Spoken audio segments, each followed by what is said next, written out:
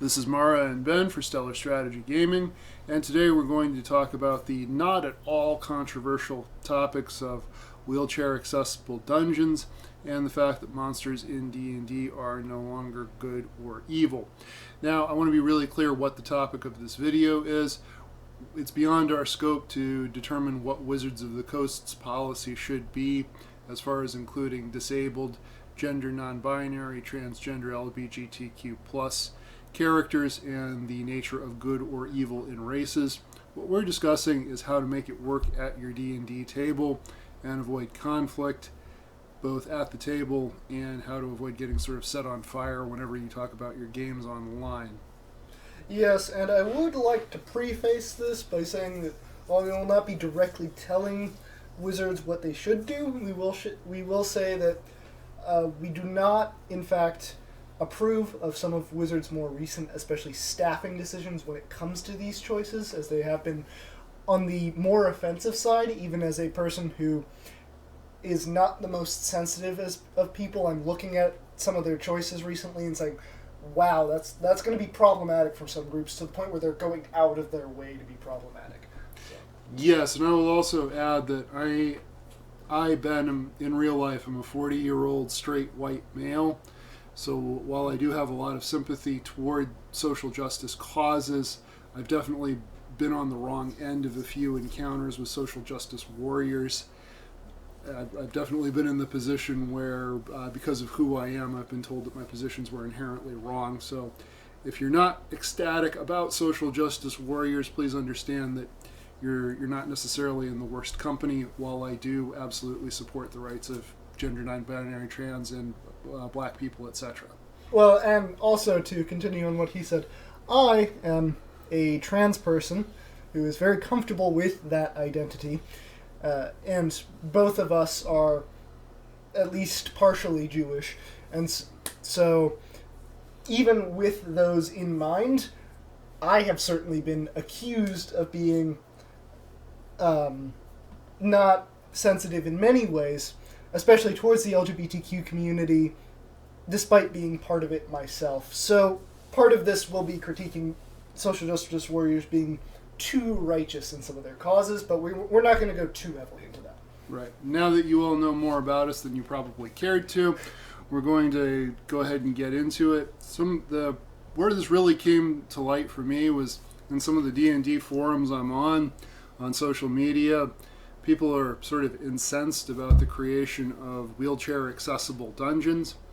And it's also been an ongoing change in the game for a while, starting, I guess, with the Dritz Worden books, which has been 20 or 30 years ago now, where there was the idea that not all of any given race is going to be good or evil, just as there are good and evil humans. There are also going to be good and evil dark elves.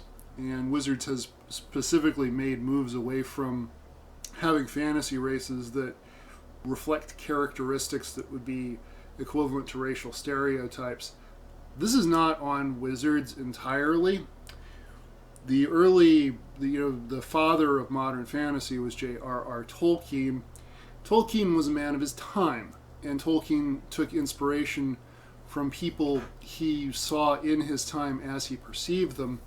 For example, with the dwarves, there are a lot of what would be considered stereotypes of Jewish people. Now, someone did point out to me, the dwarves, as presented in the Middle-earth lore, are stronger and more resistant to the corrupting magic of the rings than men. So it's not entirely a negative depiction, but whenever you're depicting a culture or drawing inspiration from a culture, you do always run the risk of being accused of cultural appropriation.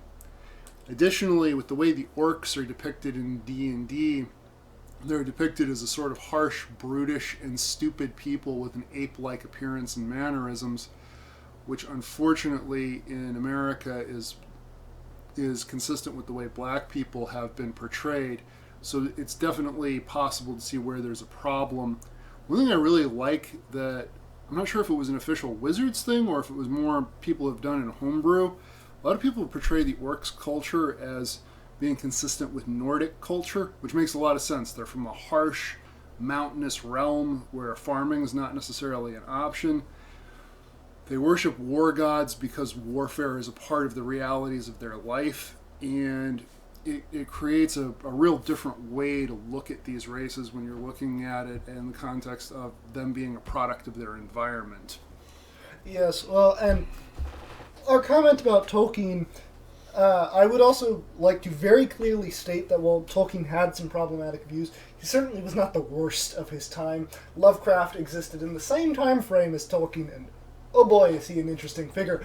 But whereas Tolkien, for example, the dwarves VES actually comes from Tolkien not wanting to offend people with the condition dwarfism, and it's part of the reason why it's, again, VES as opposed to FS for dwarves plural, is because he did not want to associate his definition of dwarves with that condition.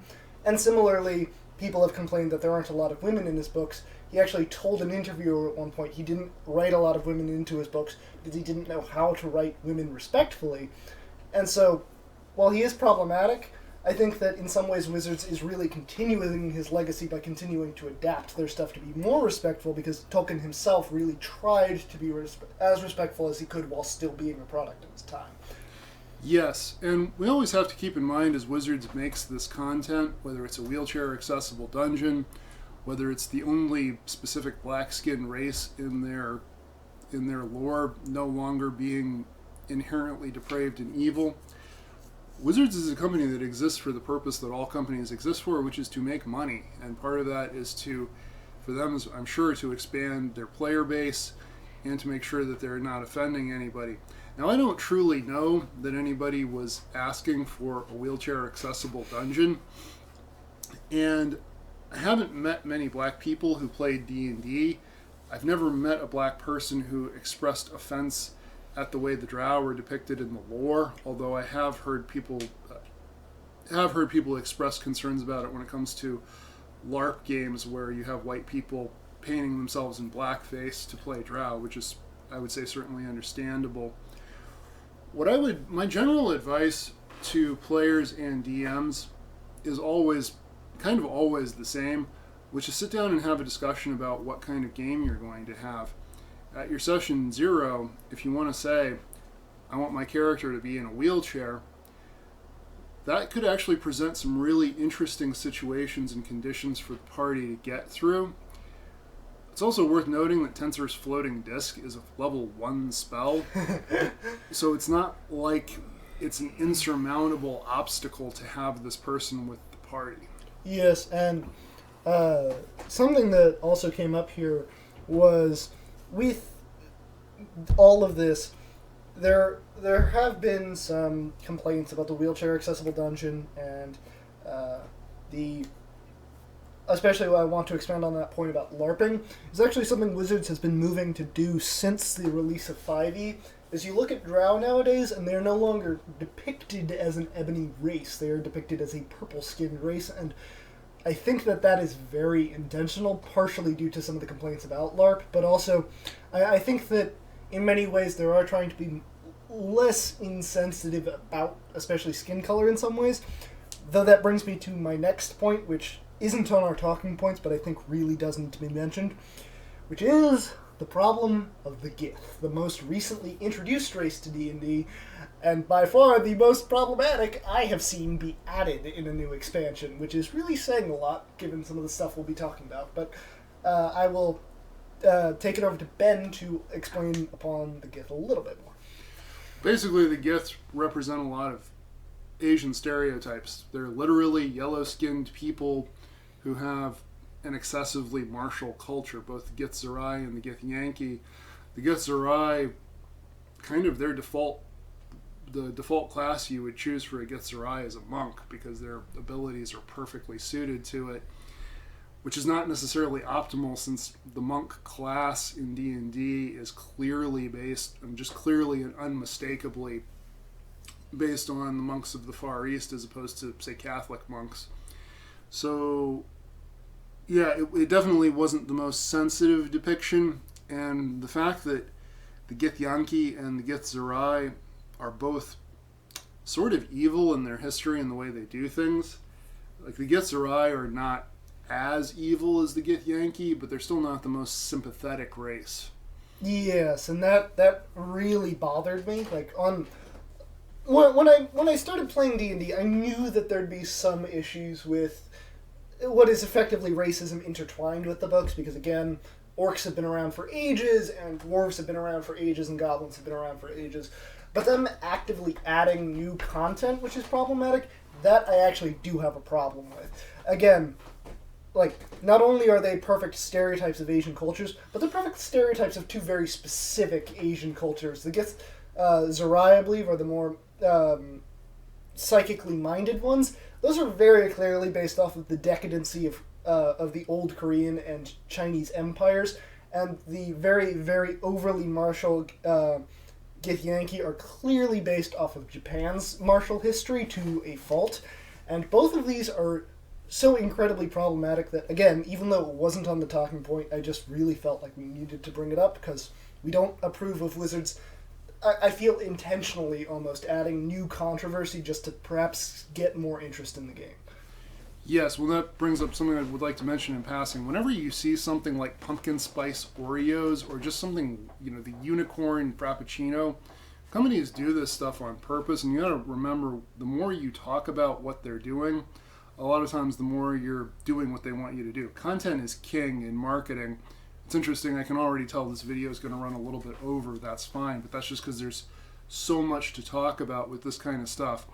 Just, if you don't like the wheelchair accessible dungeon, talking about the wheelchair accessible dungeon on Facebook is the opposite of what will achieve your goal, because that's what Wizards wants. They want people talking more about their game. Also, something I would like to make clear, we're not saying that because you play a stereotypical orc or you play a stereotypical Githyanki, we're not saying you're a racist for that. And if you don't want to play in a wheelchair accessible dungeon, we're not accusing you of being ableist or anything like that. We're just addressing some of the realities of the current situation in the game. Now, one thing I do want to touch on is people are overly sensitive about things like gender non-binary or transgender races or characters in D&D. I find that to be a little bit silly.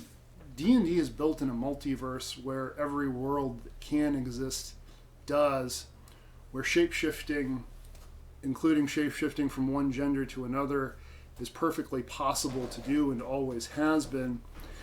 And if you look at some of the ancient lore that things are based on, for example, the god Loki, the Liesmith, he changed into a female horse and gave birth to Odin's horse Sleipnir. I forgot about that one. In the Old Norse mythology. And in addition to that, if you look at some of the early Greek mythology, there were characters who were just completely gay for each other. That's a major point in the story of the Iliad. So this is not a case of social justice warriors having invented all of this out of the clear blue.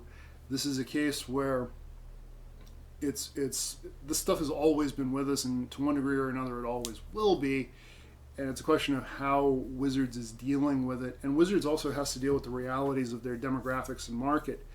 The LGBTQ plus community have become major consumers of D&D and similar games, and it's not hard to understand why. This is a world where they can at least potentially sort of act out the personalities that they're sometimes prohibited from doing in the quote-unquote real world.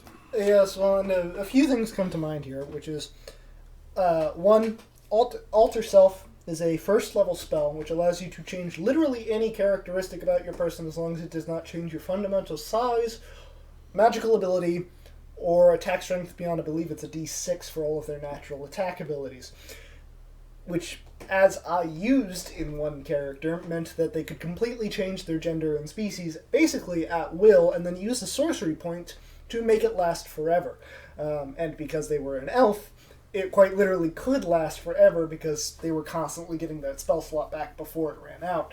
So, I will point that out, but on top of that, I do think that, well, to use a bit of my personal life as an example, going off of what Ben here said, just before it came out, I started playing a lot more female characters, which I don't think he noticed at that time, but afterwards it's like, oh look, a bit of a coping mechanism. So I honestly think that in that way, and this might be a little bit off topic, but D&D can be therapeutic in a way for people in the LGBTQ community as well, not just for expressing suppressed opinions, but also for being able to show off an idealized version of themselves, which they might feel pressured not to. Yes, and the first LARP game I ever played in was something called Amped Guard.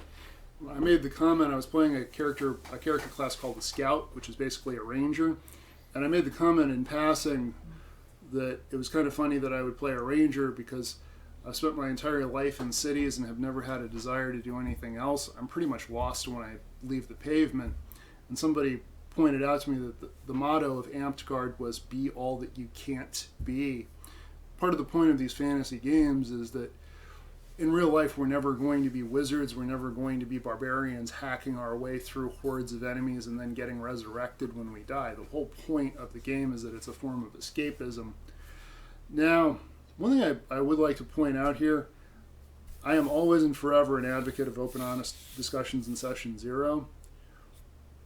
In your Session 0, it's worth it to ask the question, do we want to have LGBTQ plus characters in this world? Is this something that's going to be okay? And for people on sort of both sides of this, I hate to even call it a debate, but for people who are both LGBTQ plus themselves or allies, it's worth asking, because you don't want to get into a game where the answer is going to be no. You don't want to get into a game where the DM is going to say, no, you can't have a transgender character. And if it's something where you're really uncomfortable with the LGBTQ plus community, you should also be asking this question, because if it makes you that uncomfortable, there's no reason to set yourself up for the conflict. And I think one of the real problems with this is that you have people who intentionally operate in spaces where LGBTQ plus or other people that offend them are, for the sole purpose of trolling, for the sole purpose of finding something they can be offended about and starting an argument. I don't necessarily think you're a bad person if LGBTQ plus issues make you uncomfortable, but if you go out of your way to make other people uncomfortable with your issue, then you're a bad person for doing that, because you can just go live your life and not bother people. Similarly, though, if you're a social justice warrior and you're seeking out spaces where you know your views about LGBTQ plus aren't welcome and intentionally making people uncomfortable there, and I want to be clear here, I'm not talking about schools, I'm not talking about your marriage rights, I'm not talking about your employment rights. I'm talking about a group of people have a D&D game that they've been running forever, that they've been running the same way forever, and all of a sudden you want to have your wheelchair-bound transgender character be part of that game, which they weren't ready for you to be there. That becomes a form of bullying and trolling in and of itself. Yeah, you have to be very careful with some of these issues. And also, I will say, at the risk of possibly flying a bit too close to the sun with this channel here, this is probably going to be the channel with one of them, or this is probably going to be the video with one of the highest viewerships that we have, but that's not particularly high. And it may even become the video which gets its first monetization, which will be immediately followed by its first demonetization, as YouTube really doesn't like the fact that its engagement metrics get massively boosted by controversy. And so there is a pretty good chance that this one is probably going to be a rarer type of video, just due to the fact that, well, controversy does sell. People really don't like the fact that it sells. So I think that should also be something to keep in mind, is that with all of this, it is important to note that it's all optional in a way. I mean, with the group that we referred to last time, the head of which I am now going to be calling Phil for various reasons, when I came out, it was actually a concern for a moment there, because some of the people weren't so comfortable with these issues, but it turned out not to be. And I think that, as I mentioned last time, not only can it be sorted out with talking it over, but especially if you know the group well, I think that things will turn out better. If you join a group which has been running a game but you don't know them at all, that's where it really becomes dangerous. I think that if you know a group well, and you have a character idea which is out of the normal, and you introduce it, they're actually much more likely to say, okay, that's fine, because they trust you not to be broken or to really fool with the rest of the party with it. So Yes, and with both of the groups we were involved in at that time, in both cases, we brought it up to the group what was going on before we actually started playing. So we didn't just dump a character on them that they weren't expecting, which gave the group a chance to say, yes, it's fine, and then a little bit of time actually to think about it in case anybody thought of an objection or didn't want to sort of object while sitting there at the table having the conversation. And interestingly enough, with that group, with Phil's group, I had a character that I wanted to play that would have been a tiefling, and that even though the tieflings are part of the established lore, it wouldn't have fit well into the world that Phil was building. And we were many sessions in at this point. So that's a kind of an illustration in a much more politically neutral context of the kind of thing I'm talking about. When you want to change something in an existing campaign, or when you're starting a campaign and you want to give the group the sort of context that they'll be working out of, you do have to be ready for people to either it won't work mechanically and thematically, or people just aren't ready to do whatever it is you're doing because of the world they set up. A good example of that is Mara had talked about setting up a campaign at some point in the future that would be a place that had just experienced an orc invasion, and sort of the aftermath of the orc invasion. It would be a little bit like England after the Great Heathen Army, where you've got orcs are sort of settling down. So in that particular case, if I wanted to say I'm going to play an orc scholar with the wizard or orc wizard with a scholar background, like, no, it doesn't work for that world. And it's not, you could interchange orc with almost anything else. If the world had just been invaded by a race of wild elves or something like that, it has the same problem. well, and even to expand upon just the orc idea, if someone wanted to play an elf who lived 100% peaceful life, even that could be problematic, because if you think about it, orcs and elves in the books, not as a controversial or political thing, but in the books, elves and orcs hate each other, and their gods hate each other, and so are commanded to fight. If an orcish army invades, even if a specific orc soldier isn't biased to an elf, the entire army, especially if it follows the gods, are likely biased against elves. And so an elf living a 100% peaceful life, no fear at all, isn't likely for that world, because they're likely being evacuated or likely preparing for a retreat at any moment. So even with that, I'd say that's probably not quite accurate. And so perhaps design the character a little differently to cope with the realities of what this world would look like. Because something which I think gets confused about a lot, and I think we should be wrapping it up in the next 2 minutes or so, but I will say this as the last thing. A lot of people confuse in D&D racism with being unacceptable from a character point of view with not having racism in it at all, which I would argue is incorrect, because as the lore presents, several races have predispositions against each other. They are not innately bound to them. But again, an orc can be racist towards an elf, which I think can be overcome in character. That could actually be a really interesting development. And I think that someone saying we're going to leave all racism out of this game, while valid, at the same time, it should be recognized that does take some of the game away, because it's built into the world is to say, well, an orc and an elf can be friends, but it's super unlikely, and they're going to be looked at strange. I mean, half-orcs and half-elves both have racial prejudices against them due to them being half of their species. One of the most compelling things about the Lord of the Rings books and the movies was the friendship between between Gimli and Legolas, the elf and the dwarf, who became friends because elves and dwarves were historically enemies. So where I'm going to end it is I'm going to say, do what you want in your game, make it work with your players and your friends, make it comfortable for who's at the table. But remember, we don't have to fight out every social justice issue, and we don't have to resolve every cultural conflict around our D&D table. We're here to throw dice and talk in stupid voices and just play a game. So play your game your way, have fun with that. As always, tell us what you think, and like, subscribe, share, and everything else. Thank you for listening.